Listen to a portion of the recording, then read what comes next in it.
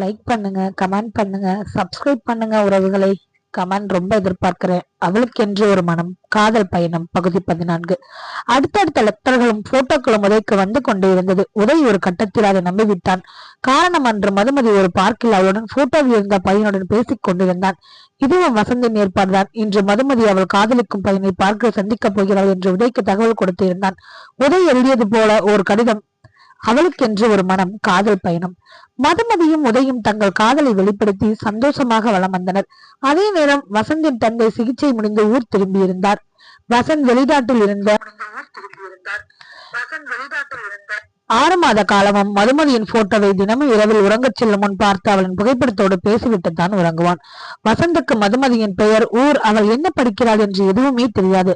அவன் அந்த போட்டோவை பார்த்த பின் அவளின் மேல் ஒருதலை காதல் கொண்டான். அவன் நினைத்தது எல்லாம் தன் தந்தையின் சிகிச்சை விரைவில் முடிய வேண்டும், கூடிய விரைவில் ஊர் திரும்பி மதுமதியை சந்திக்க வேண்டும் என்று, அவளின் காதலை பெற வேண்டும் என்று நினைத்தான். ஆனால் அவன் எதிர்பார்க்கவில்லை தன் நண்பன் உதய் காதலிக்கும் பெண்ணை அவனும் காதலிப்பான் என்று.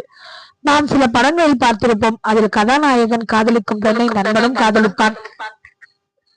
ஆனால் நண்பன் கதாநாயகனுக்காகவும் அல்லது கதாநாயகன் நண்பனுக்காகவும் யாரோ ஒருத்தர் விட்டு கொடுத்து விடுவார்கள். ஆனால் நம் கதையில் அப்படி இல்லை. பிரச்சனைகள் இனிதான் ஆரம்பம்.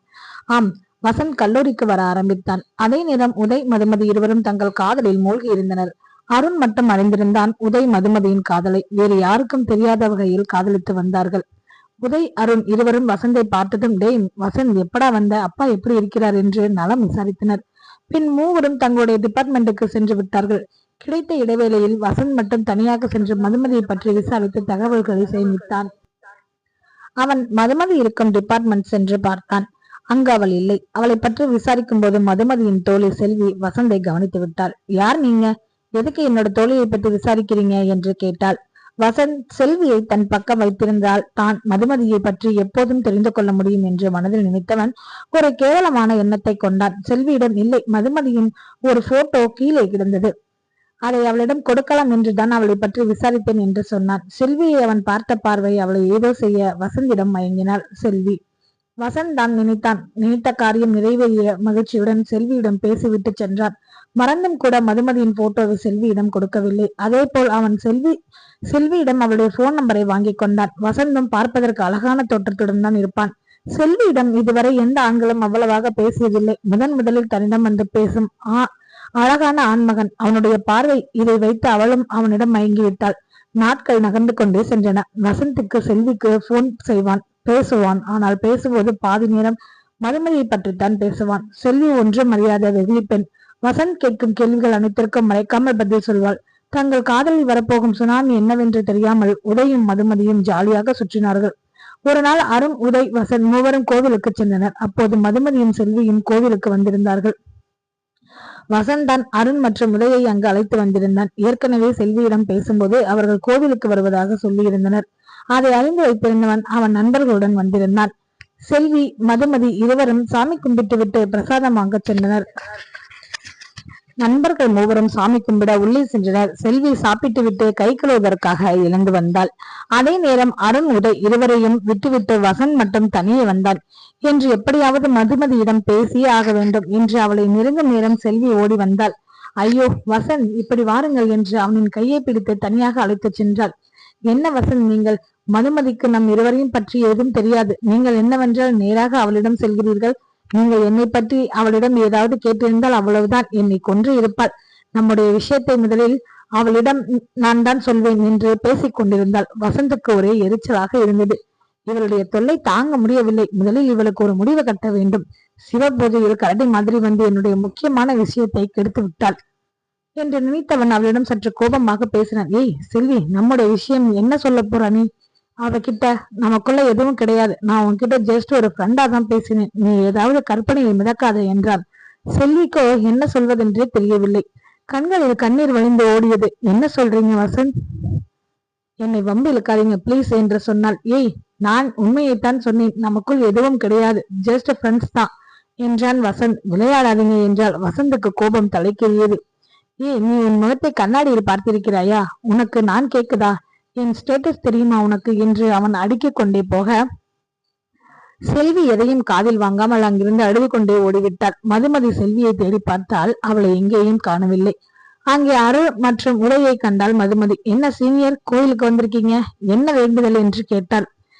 வாட் ஏ சர்ப்ரைஸ் என்று அருண் சொல்ல, சாரி அண்ணா, சர்ப்ரைஸ் நீங்க தான் கொடுக்குறீங்க, இது எங்க ஏரியா கோவில் என்றால். அட, கோவில் என்னம்மா உங்க ஏரியா கோவில், எங்க ஏரியா கோவில், எல்லாம் நம்ம கோவில் தான், நம்ம சாமி தான் என்று பேசினார்கள். ஹலோ, நான் இங்க ஒருத்தர் இருக்கேன்டா, என்னையும் உங்க கூட சேர்த்துக்கோங்க என்றான் உதய். ஆனால் என்ன சீனியர், நீங்க நீங்க எல்லாமா ஒரு கூட்டணியா என்றால் மதுமதி. ஏமா மதுமதி, எனக்குத்தான் உங்க 2 பேரோட காதல் விஷயம் தெரியுமே, அப்புறம் என்ன ஏன் முன்னாடியே நீங்க 2 பேரும் நடிக்கிறீங்க என்றான் அருண். டேய், உனக்கு தெரியும்னு எங்களுக்கும் நல்லாவே தெரியும், இது மதுமதியின் ஏரியா, யாராவது பார்த்து தப்பாக வீட்டில் சொல்லிவிடக் கூடாது அல்லவா என்றான் உதய். டேய் மச்சான், வர வர நீ ரொம்ப உஷாரா இருக்கடா என்று கிண்டல் செய்தான் அருண். பேசி முடித்து விட்டு திரும்பி பார்த்தான் வசந்த். அங்கு செல்வி இல்லை. அட, என்ன பேசிவிட்டாய் வசந்த், நீ அந்த செல்வியை வைத்துத்தானே மதுமதியை பற்றி தெரிந்து கொள்ள முடியும், அவள் இப்படி திட்டி அவமானப்படுத்தி அனுப்பிவிட்டாயே என்று அவனையே திட்டிக் கொண்டான். சரி, செல்வியை பிறகு சமாதானப்படுத்தலாம், இப்போது நம்முடைய ஃப்ரெண்ட்ஸ் நம்மை தேடிக்கொண்டிருப்பார்கள், முதலில் அவர்களை சென்று பார்ப்போம் என்ன நினைத்தான்.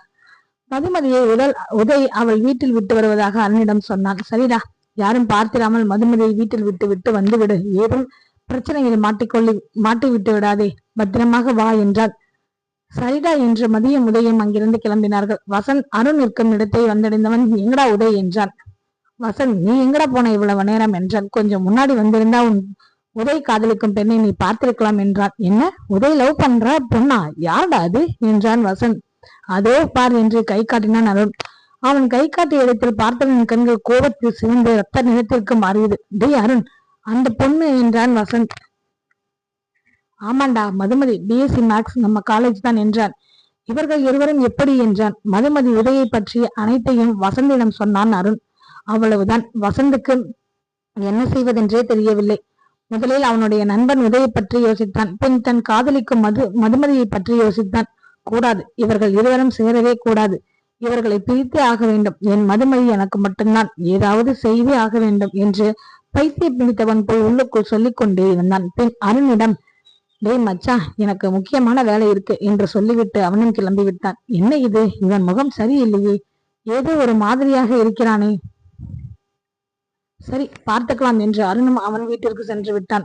வீட்டிற்கு வந்த வசந்த் அவன் அறைக்கு சென்றான். கோபத்தில் அங்குள்ள பொருட்களை எல்லாம் கீழே தள்ளினான். அப்படியே படுக்கையில் படுத்தான். கண்களை மூடினான். வசந்த், சற்று பொறுமையாக இரு, இவ்வளவு கோபம் கூடாது, உன் மதுமதி உன்னிடம் வர வேண்டும் என்றால் அவள் அந்த உதயை விட்டு பிரிய வேண்டும், அவர்களை பிரிப்பதற்கு என்ன வழி என்று யோசி. பொறுமை பொறுமை என்று அவனின் உள்மனது கூறியது. சிறிது நேரம் யோசித்தவனுக்கு ஒரு யோசனை கிடைத்தது. ஆனால் இந்த நேரம் பார்த்து அந்த செல்வியை பகைத்துக் கொண்டேனே என்று நினைத்தான். சரி, முதலில் அவளுக்கு போன் செய்து சமாதானப்படுத்துவோம் என்று செல்விக்கு போன் செய்தான். முதலில் அவள் போனை எடுக்கவில்லை. பின் தொடர்ந்து போன் அடித்துக் கொண்டே இருந்ததால் போனை ஆன் செய்து காதில் வைத்தாள். செல்வி, செல்வி, சாரிமா, நான் ஏதோ கோபத்தில் பேசிட்டேன், நீ என்னை எதுவும் தப்பா எடுத்துக்காத, எனக்கு வீட்டில் ஒரு பிரச்சனை, அதனால்தான் அப்படி பேசிவிட்டேன் என்று பல பல பொய்களை அடுக்கிக் கொண்டே போனான் வசந்த். பாவம், ஒன்றும் தெரியாத வெகுளி பெண்ணான செல்வி அனைத்தையும் நம்பிவிட்டாள்.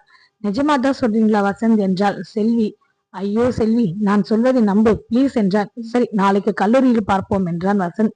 சரி என்று செல்வியின் போனை வைத்தாள். அப்பாடா, ஒரு வழியா இந்த செல்வியை மறுபடியும் நம்ம வழிக்கு கொண்டு வந்தாச்சு என்றவன் அவனுடைய பிளானுக்கான அடுத்த வேலைகளை ஆரம்பித்தான்.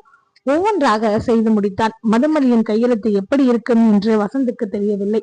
சரி, அதை அந்த செல்வியிடம் கேட்டு வாங்கிவிடலாம் என்று நிம்மதி பெருமூச்சு விட்டான். அப்படியே உறங்கியும் போனான். அடுத்த நாள் காலையில் செல்வியை பார்த்தான். அவளிடம் பேசிக்கொண்டே மதுமதியை பற்றி விசாரிக்க ஆரம்பித்தான். அவளுடைய ஒரு நோட் கிடைக்குமா என்று கேட்டான்.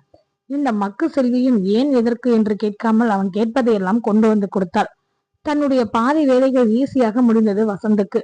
அடுத்து அவன் ரெடி பண்ணி வைத்திருந்ததை மதுமதியிடமும் உதயிடமும் சேர்க்க வேண்டும். அதை பார்த்து அவர்கள் இருவரும் சண்டையிட வேண்டும், பிரிய வேண்டும், ஒருவரை ஒருவர் வெறுக்க வேண்டும் என்று கொடூரமாக சொல்லிக் கொண்டே சிரித்தான். அவன் ரெடி பண்ணி இருந்தது, மதுமதி உதயை லவ் பண்ணும் போது அதே நேரம் வேறு ஒரு பையனையும் லவ் பண்றா, உதயை ஏமாற்றுகிறாள் என்றும் அவனுடன் வெளியே சுற்றுகிறாள் என்று ஏதோ ஒரு பையனின் போட்டோவோடு மதுமதியை இணைத்து போட்டோ ரெடி பண்ணி அனுப்பியிருந்தான். மதுமதியை வேறு ஒரு பையனுடன் சேர்த்து பார்க்கும் எண்ணம் அவனுக்கும் விருப்பமில்லைதான். ஆனால் என்ன செய்வது, இருவரையும் பிரிக்க வேண்டும் என்றான். இதை செய்துதான் ஆக வேண்டும், வேறு வழி இல்லை, என்ன செய்வது என்று நினைத்தான். அதே போல் உதய் மதுமதியின் தோழியான செல்வியுடன் இருப்பதை போன்ற போட்டோக்களை ரெடி பண்ணி இருந்தான். அப்போதுதான் அவள் செல்வியை விட்டு தூரம் செல்வாள். தனக்கும் எந்த பிரச்சனையும் வராது என்று நினைத்தான். பின் அடுத்தடுத்து வந்த நாட்களில் அந்த லெட்டர் போட்டோக்களை இருவருக்கும் அனுப்பி வைத்தான். மதுமதியிடம் எந்தவித சலனமும் இல்லை. அந்த லெட்டர் போட்டோவை பார்த்த பிறகும் அதை பற்றி உதயிடம் எதுவும் கேட்கவில்லை. அவ்வளவு நம்பிக்கை வைத்திருந்தாள் அவன் மீது. அதற்கு காரணம் அவளுடைய பொறுமையான குணம். ஆனால் முதலில் தன் மதி வேறு ஒரு ஆணுடன் போட்டோவில் இருப்பதை பார்த்த உதய்க்கு கோபம் வந்தது. ஆனாலும் அதை அவை நம்பவில்லை. அதை வசந்த் தூரத்திலிருந்து பார்த்தான். ஆனால் அதனால் அடுத்தடுத்த லெட்டர்களும் போட்டோக்களும் உதய்க்கு வந்து கொண்டே இருந்தது. ஒரு கட்டத்தில் உதய் அதை நம்பிவிட்டான். காரணம் அன்று மதுமதி ஒரு பார்க்கில் அவன் போட்டோவில் இருந்த பையனுடன் பேசிக் கொண்டிருந்தாள். இதுவும் வசந்தின் ஏற்பாடுதான். இன்று மதுமதி அவள் காதலிக்கும் பையனை பார்க்க சந்திக்கப் போகிறாள் என்று உதய்க்கு தகவல் கொடுத்திருந்தான். உதய் எழுதியது போல் ஒரு கடிதம் எழுதியிருந்தான் மதுமதிக்கு வசந்த். அதில் இந்த பார்க்குக்கு வர சொல்லி இருந்தான். உதய்க்காக காத்திருக்கும் போதுதான் போட்டோவில் இருக்கும் பையன் அந்த இடத்திற்கு வர வைத்திருந்தான் வசந்த். அங்கிருந்த அந்த பையன் சென்ற பிறகு மதுமதியின் முன் வந்து நின்றான் உதய். தொடரும் உறவுகளை சப்ஸ்கிரைப் பண்ணுங்க, கமெண்ட் பண்ணுங்க.